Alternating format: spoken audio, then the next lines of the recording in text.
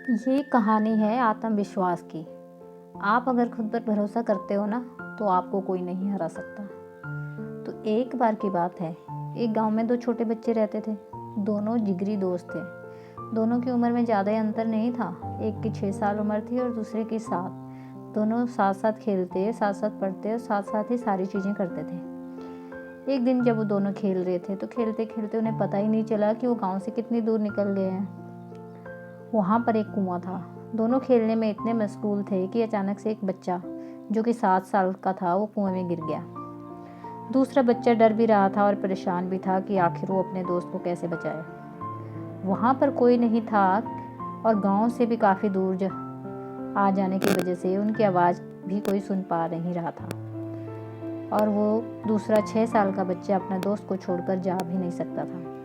तभी वहाँ पर एक रस्सी मिली। उस बच्चे ने अपने दोस्त को वो रस्सी पकड़ाई और बोला कि तू जोर से पकड़े रख, मैं खींच रहा हूँ। वो 6 साल का बच्चा 7 साल के बच्चे को खींच नहीं पा रहा था, लेकिन वो कोशिश कर रहा था कि कैसे वो अपने दोस्त को ऊपर ला पाए। काफ़ी देर लगा, पर वो बच्चा अपने दोस्त को कुएं से निकालने में सफल हो गया और वह दोनों गाँव आ गए।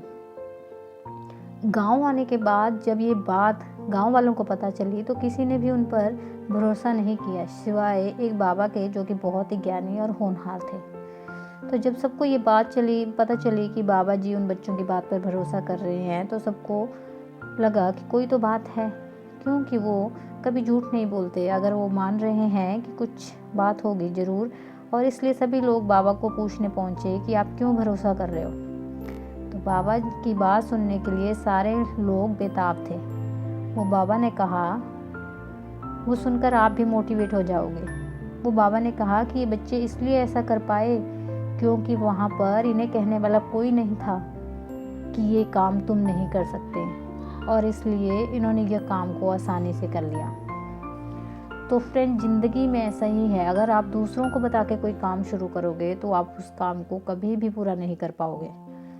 अगर आप अकेले मन लगाकर किसी काम को अपने मन में ठान लेते हो, और उसे एक ना एक दिन आप ज़रूर पूरा कर सकते हो। So thank you so much. ये कहानी आपको कैसी लगी, कमेंट सेक्शन में ज़रूर लिखना।